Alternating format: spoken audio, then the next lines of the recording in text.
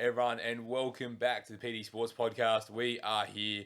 As promised, we got the big relegation special on today. Damo, how you going? Not bad, mate, not bad. Been thinking about this one all week. I cannot wait to break this one down because this is going to be a cracker. Yeah, 100% can't wait. If you want to see this as a video, make sure you jump over to Paulie29 on YouTube and make sure you watch it there. Leave a comment and a nice comment in particular. Let us know in the comments who you think your bottom three is going to be for relegation.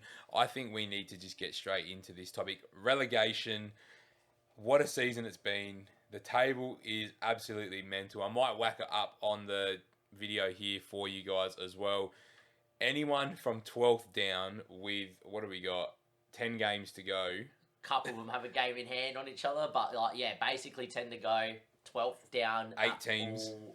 All in trouble. And that's what we're going to go through today. I think the best place we're going to start is probably Southampton, who, we spoke about it a while ago, but, a couple months ago, were absolute shoo-ins to go down. And the reason that this fight has become the way it's become is because they're only 2 points out of safety now. And, when they had old mate Jones there at the helm of their managerial reign, he looked like he was going straight back down to the championship just with a different side. What have they done differently since getting rid of him? I just think they've just found some belief. And, that's the thing. And they're becoming a little bit harder to break down to.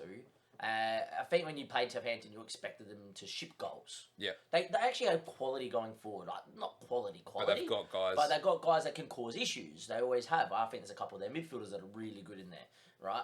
And James Ward-Prowse is always going to cause issues for any side whatsoever. My big take out of this whole podcast is going to be he won't be at Southampton next year. Yeah, no, he deserves better. In saying that, though, if you have a look at their last 5, 2 draws, a win in that, that's the sort of stuff when you need to make up points, even if you can find 1 point. That's 1 point game. That's not a 1 point game. That's not 2 points lost. Yeah. Especially if the other teams around you are losing. Especially when it's so tight as well. Yeah, that's the other thing I was going to mention. They were a long way away. And now they're actually only, 4 points back from 12th? Yeah. Which is nuts. I will say that a few of the teams do have games in hand, but Palace has played 28 games and they're on 27 points. And they played 28 games and they're on 23. You're telling me that if this was a normal year and they were in 18th and they were trying to chase 17th or 16th with 4 point gap? Yeah, I know. You'd be saying whatever. There is look, and this is the funny thing about this pod, and this is the great thing about this relegation battle. There is a world where they go on a run and they finish mid-table. I know, that's scary. After literally being bookies' favourites to be at the drop really through probably 6-7 games. Yeah. After getting rid of Ralph and then bringing in Jones, and then now they've gone in the other direction now as well. It's just mental, like how close it is. They've had a couple new players that were a bit off the scene that have come in and, taken over. I can't particularly think of names. I know Ward-Prowse has really been the one that's driven it. He scored a few crucial goals. Che Adams has sort of been up and about. They've got that young Argentinian striker as well who scored a couple just before the international break. So, Theo Walcott's, come in and, had an impact, which who would have thought that would have been the case as well. So, for me, Southampton, we'll get into what our bottom three looks like. Potentially could be someone, as you said, if they get a run going, could get somehow out. And it'd be a great escape, really. It would be. It depends on their fixtures as well. Like, we tend to go, you always got to have a target of how many points you're going to get to as well. And with those amount of points that they could get to, is that enough to keep them up? So if you have a look at their last 10 fixtures, it's West Ham. I think they're good enough to nab a point there. Man City, obviously, just write it off. At home, could get a draw. The big one's in 31, though. They got Palace. That is the definition of a 6-pointer. They're at home with their fans. I almost back them to win that. Yeah. There's reasons as to why I back them to win that, and I'll get into that when we talk about Palace later in the pod. Yeah. Arsenal away, look, forget that. And then the other 6-pointer is Bournemouth. For me, and then they've got Forest in 35. For me, they play enough of the teams in and around them that they can make up enough points to stay up. Second thing with that too, they play Liverpool on the final day. Could be already out by then. It could be already out the zone and who cares. Or they could be fighting for their life and how bad we've been. Yeah. We probably are a team you wouldn't mind on the final day because I think you can get at us on our day because we're that bad. They've also got Fulham and Brighton in that too. And Forest. Yeah, I think there's enough games there where you look at the points. They could realistically target another 9 to 12 points if they can get a run going. but there's also draws in that, so they could get 6, 7. That might even be enough to keep them up. Yeah, depending on what everyone else does. That is true. Like, I will say that I think that you need about 32 points to get there, which means they probably need at a minimum 2 wins. Yeah. And for me, they probably need to win against Palace, Bournemouth, and Forest. If they win those 3 games and find a draw somewhere else, yeah, I think they might just do it and get out the zone. What I like about their fixtures as well, just having a quick look, is that they split their 6-pointers with games that they're just expected not to win. Yeah. So you can rotate a little bit. You know, you can see there's no real short turnaround. You go from the 9th to the 15th of April, the 22nd to the 28th. So they get rest in between. Whether they want to rotate, it's up to them.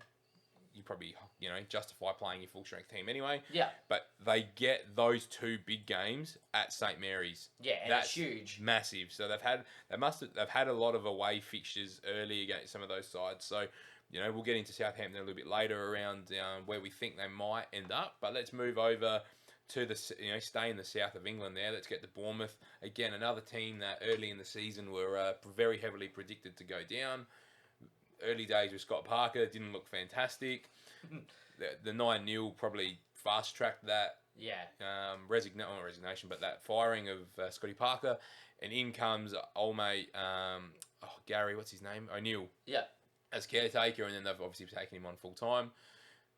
Playing a bit of a different style. I actually don't mind watching Bournemouth. I think they play to their strengths. I think that's the main thing. If you know that you can play to some sort of strength for your side, may as well. With Scotty, look, and I feel for Scotty Parker a bit because I actually think he's a good manager. He's got a good footballing brain and plays a good brand of football. I just feel like sometimes you just need to know and take your medicine and play in that pragmatic, play to your strengths sort of way. If it is with the big boy up top, which is what?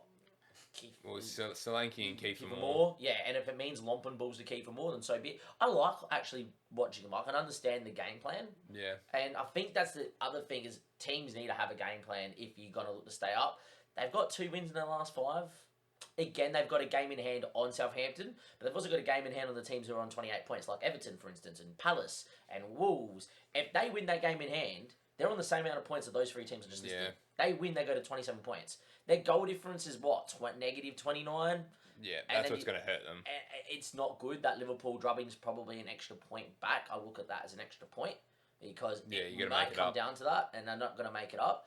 But I think there's enough about Bournemouth that they can do something. I think the key for them is if Solanke stays fit in this run home. Correct. Because from when he got injured, there was a pretty significant drop. And it might not be that he's going to score all the goals, but just his presence creates a lot for them. And I think that's really the big factor for Bournemouth. So when we start looking at them longer term, I think for him it's, does he stay fit? We'll have a quick look at what they've got coming up in the short term. They got that big game against Southampton, we know that. They go Fulham, Brighton, Leicester, Spurs, West Ham, and then Southampton. So they're going to get all these games in hand out the way prior. So they're playing a lot of football before game week 30. So they're playing 2 this week.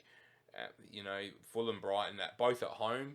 Whether you split that 2 points, whether you can get a win in one of those and lose the other one. Got to target Fulham. But Leicester away as well is huge. Massive. And game. West Ham at home before Southampton, then with Leeds straight after. So I think their fate will be known. Palace in 36. And that too. They're Everton on the final day. Oh, jeez. So Bournemouth have a lot to play for. That's what we're learning. Bournemouth have all the fixtures you want to be in this situation. Yeah, if you don't have the points on the board, but you got it in your hands, that's the thing. I know that they're in the relegation zone at the moment, but it's in their hands at the moment because guess what? If they win those games in hand and they win against the other teams around them, mid-table, they're out. We're probably going to say that about most teams though. Yeah. Because I feel like there's 10 games to go. You're probably going to play 4 of those teams around you because there's so many. Because there's 8 teams out of 20 that are around you. You're going to be playing. And the whole shape of this run-in is going to change. And it might even be out of teams' control because other teams are going to get results. And that's what's going to be interesting. I think in the next 2-3 weeks, we're going to really see a divide between the top 4 of that and the bottom 4 of that, and I think there will be a bit of a breakaway. So we'll see what that happens there. But we'll move on. Unless they all draw against each other. And make it even more tense towards the end. And we'll have to do a whole other video about the tighter circle of that. But let's move on to a team that I did not think at the start of the season we'd be talking about in a relegation fight. And it is West Ham. That is correct. Who, on paper, have one of the better sides in the league, let alone, sitting in 18th spot here. They've only played 26 games now, so they've got 2 games in hand on a lot of those teams that have played 28. They're sitting there on minus 10 goal difference with 24 points. Again, fitness. We said this last year. They got very lucky. They had a good run all the way through the season. No injuries. Bar Skamaka, who was in and out all the time, but Bowen picked up the slack. Antonio picked up the slack up front. Everything else is clicking this year. Very, very different. You've had drop-offs really from Souček and Sufau, who are critical players. Johnson hasn't been the player that I think they were hoping for him to be at right back. He's not bad, but he's not taken that next step. Yeah. For them, I wouldn't say quality is the issue. I think Moyes, again, it's just one of those ones. Has he taken this team to the point where he can't do much more with it? I don't know, because he's had investment there. There's been some money spent, not so much this year, which maybe the board thought they had the team there. Is it the drop-off maybe of No Noble? Have the standards dropped off the pitch maybe because he's not involved, even though he's at the club still? There's a lot of things going on. There's a bit there. There's a lot of change. Declan Rice, maybe there's rumblings of him. Who knows? Is the atmosphere what it was last year? That's what I'm starting to question. Because you can't go from a European semi-final and pushing for further European spots one year, and then maybe is it fatigue because they've been playing since July for the last 2 years? I don't know. There's a lot there for West Ham. I think the one thing you would say about West Ham is that the quality is definitely not in question. For me, Bowen has been absolutely a shadow of himself from last year. His form last year was nailed on for England. He's unplayable, yeah. So, look, with that being said, I think when your biggest players are missing, Declan Rice has got nothing else really around him. Souček hasn't really popped up. Souček popped up with goals last year. Yeah. It hasn't really happened. The one thing I think that is the blessing in disguise, they've got 2 games in hand. The crazy thing is they win both of those games. They're on 31 points. They're then 4 points clear of Palace. Or 3 points clearer than Paris, so they might be on 30, sorry. Palace is that game in hand, and Southampton's part of their double up this week. So, yeah, win both of those and they're safe. Lose both of those, and I don't know what the fans and everyone does at that football club. A club like West Ham in the spot they're in at the minute cannot afford to be relegated. No. They cannot. That would be very disastrous. It's disastrous for most sides, but that parachute payment ain't going to help them at all.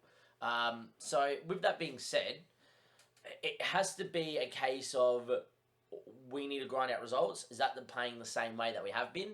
I think it is, but or does Moyes need to change and go really, screw up shop, make sure we don't concede, even if we're not going to win a game, draw the game 0-0.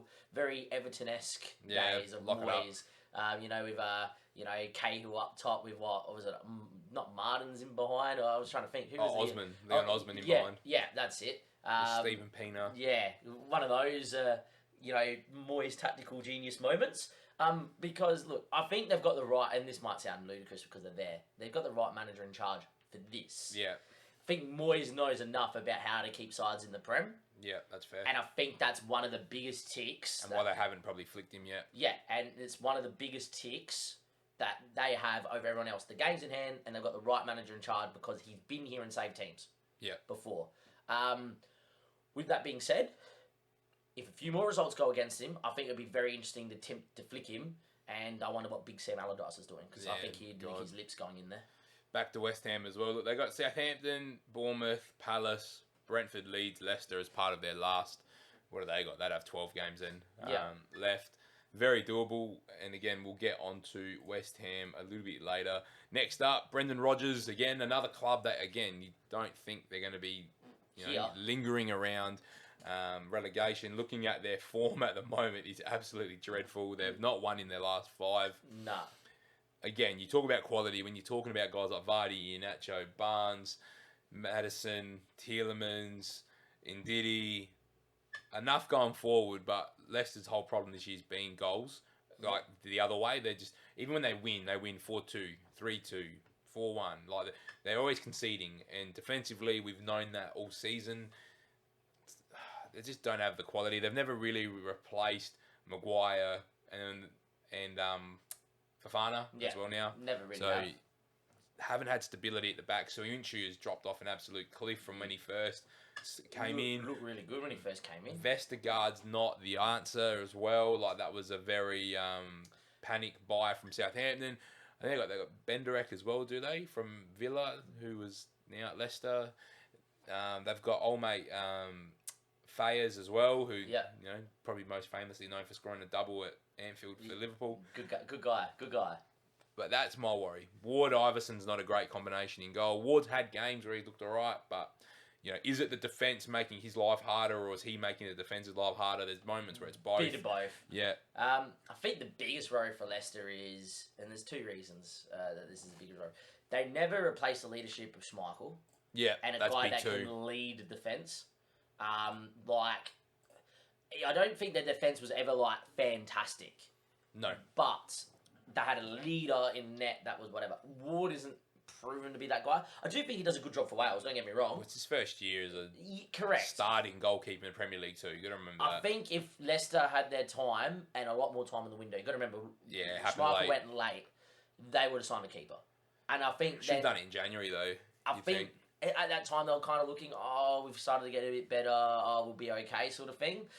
This is the first time I've seen Leicester really make a bad footballing decision. Their board's been fantastic. Yeah. The second reason why I think this is not going to be good for them is they've got the wrong manager in charge for right now. Yeah. Frank Rodgers, and I love Brendan. I think Brendan was fantastic for us at Liverpool. I think he's a very good pedigree of a manager.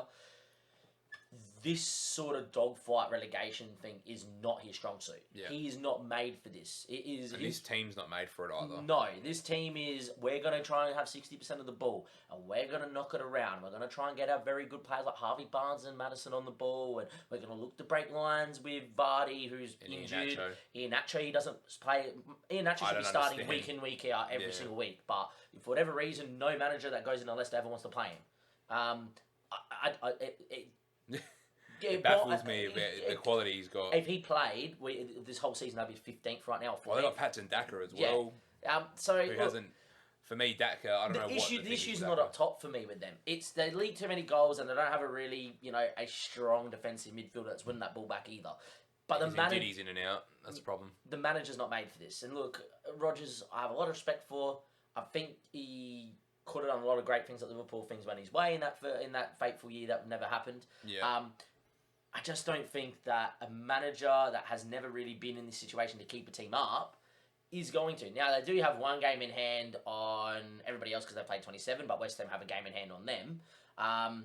For me, the only saving grace for Leicester is the fixtures are outstandingly good. They've had a lot of bad run of form, and you've got to remember that right before the World Cup period, straight after the World Cup, that was their best period. Yeah. We're coming into that period again for them now. So look, when you look at it, they got a lot of competitive games here. Palace that they they're fighting for. Bournemouth who they're fighting Villa. for. Wolves who historically aren't going to score lots of goals against them, which At home. takes some pressure off that defence. King Power. Leeds, Everton, Fulham. West Ham on the final day is gettable. That's massive. I honestly think Liverpool at home, yet again, I know I'm a Liverpool fan and I put a lot of pressure. I just think Liverpool at home is a game that any one of these teams can look at and Yeah, go, because we just can't win away. it's the sort of thing where Sean Dyche for Everton, when we get to them, we will just turn around, Liverpool don't know how to win a game of football and G it up as such. I think that's the thing with Rodgers is that where Moyes and Dyche have probably been there a bit, and we'll touch on Everton in a second. I don't know how Rodgers can turn the squad into going, okay, it's a dogfight, it is what it is. Yeah. Or where's that mentality coming from the training ground or in the They're match gonna day have or in to the dressing find- room where it's a different caliber of manager. That's why Allardyce, I always relate Sam Allardyce being the best at keeping a team up in the Prem. Because the he's guy was, proven. He's only done it once, gone down with so many opportunities. yeah, and it's because he would go in and teams and players would always talk about the manager would G us up on a match day and the manager would get us that little 5% edge in little the boost. training field because you knew exactly what you had to do. It didn't matter about what was going to happen or the performance. It was, is it a draw or is it a win? Losing ain't an option. And it was about the manager portraying that and getting that performance out of the team. There is going to be, even though Leicester have got a good run of fixtures, there's going to be times they're not going to play well and their defence is going to ship one. Yeah, or exactly. two, right? How does Rodgers get that message across to go, create no, it's more. a dogfight? I don't know if he's able to because he's not that type of manager. And he's not been in that position, and that's going to be very hard for someone who's been used to winning. Correct. So we'll see where that leads. Leicester is a bit conscious of time and obviously the length of the video. Then we've got Forest. I don't think we need to speak too much about Forest. I think for them, this is the best scenario for Forest. They would have snapped your hand off for this. I love watching them at home, by the way. I think Same. they've only not scored in 2 games a year at home or something crazy like that. It's their waveform. For me, it's how many games they have at home. If they have a lot of games at home, they stay up. If they have a lot of games away I from would home, love Forest to stay up. I would love Forest to stay up too, because the money they spent is ridiculous. The amount of clauses there. If I count it out, they got Wolves at home, Man United at home, Brighton at home, Southampton at home, massive, And Arsenal. Arsenal at home. A bit more on the away side of things, but they've got everyone's got big games. Even split. And 5 and 5. yeah, okay. So look, I would love them. I think for them, it's Palace on the last day is huge, coming after Chelsea and Arsenal with Southampton before that. That Southampton game's a must-win at home, and that's their last opportunity, I think. And then it's a question how many points they get to. How many points is it to stay up? 32 might be enough. That's 2 wins. Can they jag 2 wins? Yeah, they definitely can. They definitely can. I would love Forest to stay up. Just historically, they've not been there for so long. Let's keep some of the new boys up. Anyway, we're going to move to Daishi. I think they're up. I'm enjoying watching Everton because they just go after people now. Like, it's just dogged. It is a fight. I don't know what's just happened here with the lighting. It's just gone dark all of a sudden. There we go. Yeah. It's going to make sure we keep Damo in focus, I think. That's the main one. Anyway, I just can't... they're defensively looking so much better since he's come in. I know they've only won 1 in the last 5, though. They've also got 2 draws in that. They're just going to keep ticking. They're just going to keep ticking. McNeil's going to find stuff. The hinge on this is Calvert-Lewin has not been in form at all year. So for me, it's only a bonus. If Calvert-Lewin stays fit and can fight with them, then that's a bonus. But they're showing that they can score with Adam Iwobi's playing well. They're not really conceding heaps of goals. I know we're not talking about predictions, but I think Everton, unfortunately for us, is going to hold up and stay up because Dyche will just the same. We'll just find a way to get it done. Look at that, and that's the thing I want to touch on. I don't want to touch on Everton too much because I think unless their fixtures are absolutely putrid, which I don't think off the top of my head they are, it's the manager. Yeah. The best thing they did was sack Frank Lampard. I said on a podcast many months ago that when Everton got Frank Lampard in, they would get relegated. So the best thing they did was they got it in. My only thing I will say is that Sean Dyche will get them enough points to go up. We will know if they're in this fight or not by the end of game week 32 after they play Palace. Because if they find a way to get 6 points between Fulham and Palace, they'll find a way to find a point somewhere else. Yeah. The thing is that their middle's really difficult. There's Newcastle, Leicester, There's Brighton. results there, though. But Leicester, they will get a result against, I believe, as well. Man City is Man City. Wolves and Bournemouth to end. I just think they have good enough fixtures. And I think they'll beat Spurs this week, though, too. I think Spurs are a rabble, so yes, I think that's a fair shout. I think they've got a great manager for this situation, but arguably the best manager in the competition at the minute when it comes to keeping a team up. They've got a good enough squad with enough danger that, look, as much as I would love them to come up, I know we're not meant to be making predictions right now. I just think that they're not a side that are going to, get anywhere near this fight either. All right, let's shift it. I think the next 2 we don't need to spend as much time on before we get to the illustrious Crystal Palace in 12th. But Leeds and Wolves, again, it's in their hands. Yeah, correct. And they all play each other, which is the thing. And you saw how many times we mentioned Wolves and we mentioned Leeds in the run-in with the other teams. Yeah. I think the only one out of those 2 that are in trouble is Wolves. Because I just don't see them scoring goals. And sometimes when you're in a relegation dogfight, it's the teams that can find goals in big moments. Yeah. And it's not the same defensive Wolves that we've always seen as well. So for me, I think Wolves is the one where it's a little bit more tricky. I think Leeds... But you back Lopetegui, though. Yeah, you do. Good manager. That's the other issue there with Wolves. Leeds, again, under new direction as well. Who knows? It's just one of those ones. They've had the new manager bounce now with the win. For me, with Leeds, they've had the new manager bounce. It's the fixtures now. Because if they get to game week 35 or game week 34 and they are in there and around the relegation zone... Then it's concerning. Man City away, Newcastle away, massive. Home, Newcastle at home. West Ham away is never a guarantee, but that's probably the last trying to pick up 3 points on paper.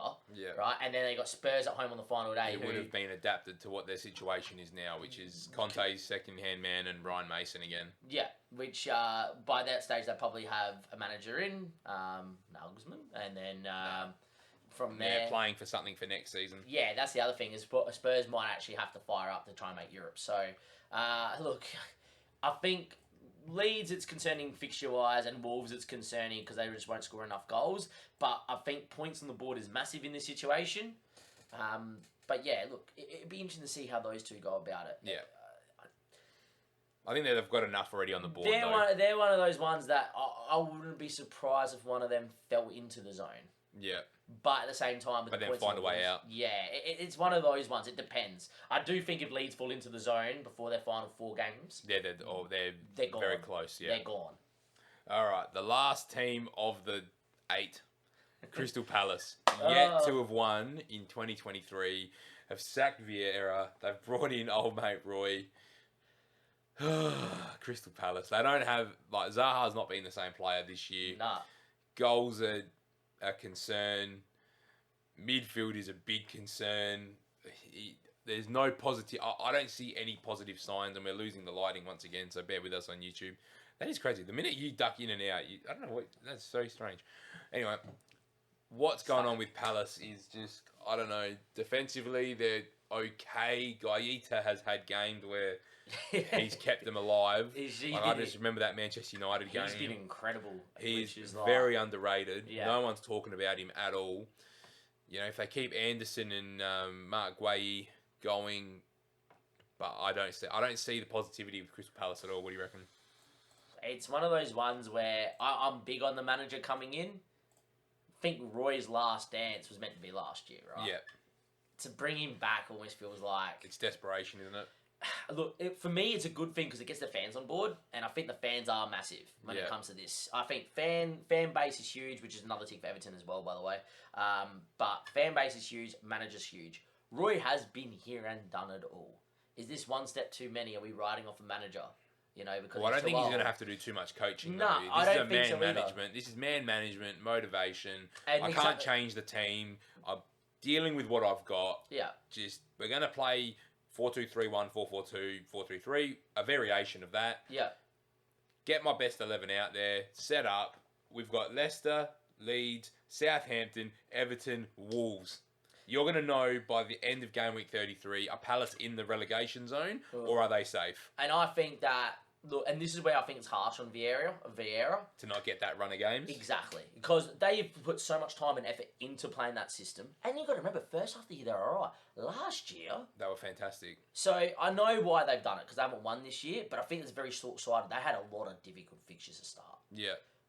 I don't think they're in any relegation zone battle, personally. Not yet. If they lose to Leicester and they lose to Leeds and they lose to Southampton and they lose to Everton and they don't win the next 4 games, then I can understand. And I think Vieira needed to do that. I know why the board's done it.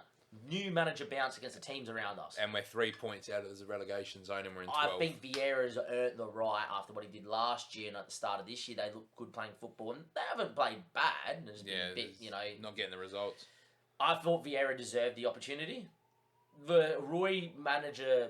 pick is it's good to an extent to get the fans on board. For a club atmosphere perspective, and it's a legend of the club but now. But it leaves them in such a weird spot next year. I'm almost... They'd be negotiating now, wouldn't they? But somebody. The issue is, no one's going to go to Palace right now and say, I'm going to commit my future to you guys because I don't know where you're going to be. Yeah. And to be fair, I think that what they've just done by sacking Vieira, and this is a big call here, ladies and gentlemen, they have guaranteed... probably their survival this year. What it has done is maybe signed their, death certificate next year. Yeah, because you don't know what you're going to have. And I think there's not a manager worth their salt that's going to take that job looking long term. And I think that they might struggle. And look, no, this is a very big call, but I think they survive this year, but they go down next year. Yeah, look, who knows? Depends on investment, doesn't it? That's true. Look, we'll know definitely by the next month of what's going to happen with this relegation situation. Let's go through. Who do we think are the locks? I'm looking. I think really, there's one team that's locked in to go down right now. Okay, give it to me. For me, it's Bournemouth. I think they're just gonna. When it push comes to shove, I think they're just gonna fall away a little bit. Are they 20th for you? No one they don't have to be 20th. That's the thing, though. I just think they're going to finish in one of the 3. Okay, so I think there's enough movement. Yeah. Potential movement. I just think Bournemouth are locked in one of those spots because, there's only it's so tight. Like they could finish anywhere in that 3. I just think they don't get out of the 3. I think they just stay there. Yep. Whether it's 17th, whether it's 18th, whether it's 20th, I don't know. But I think they finish there. I think they finish 20th, personally. Yeah. I mean, I see a world where they finish 20th because... Yep. A few results go against them, their pressure's on, and it becomes a negative cycle. So I see that. If you asked me this 2 weeks ago, I would have told you Southampton would have gone down with them. I've seen enough from Southampton now to think that they actually might get out of the situation they're in, which means though that there's 2 big spots. I think they will go down, and I think Southampton are probably going to get to 18th. Yeah, see, that's the position. I think Southampton finish 18th, 17th, 16th, and all be separated by about a point. And goal difference. Yeah, and their goal difference is actually not too bad. It's negative 23. You look at Foresters, they've got worse. They've got teams like Wolves, and they've got teams like Everton that have similar goal difference. I think now it gets it. I think Bournemouth are locked in. Yeah. Then I think we need to go and lock the teams that aren't going to be in this zone. And I think that's Everton straight off the bat. I think that's Palace straight off the bat. Yeah. And realistically, those are the only 2 locks that I can give you. Yeah, Everton and Palace. So we're looking at Wolves, Leeds, Forest, Leicester, West Ham. I'm going to go out there on the limb and I'm going to say West Ham's your lock to stay up to. That's a big call. I think they stay big up. call, 2 games in hand, too much quality, decent run of fixtures. Same. So we're looking at Leicester, Forest, and Leeds. Yeah, Leicester, Forest, Leeds, maybe Wolves. Look, I think Wolves stay up. I'm going to go out there and say it, that I think that... Wolves stay up. They get enough 0-0s with a Nick win here and a Nick win there at home. I reckon you're... Under Lopetegui.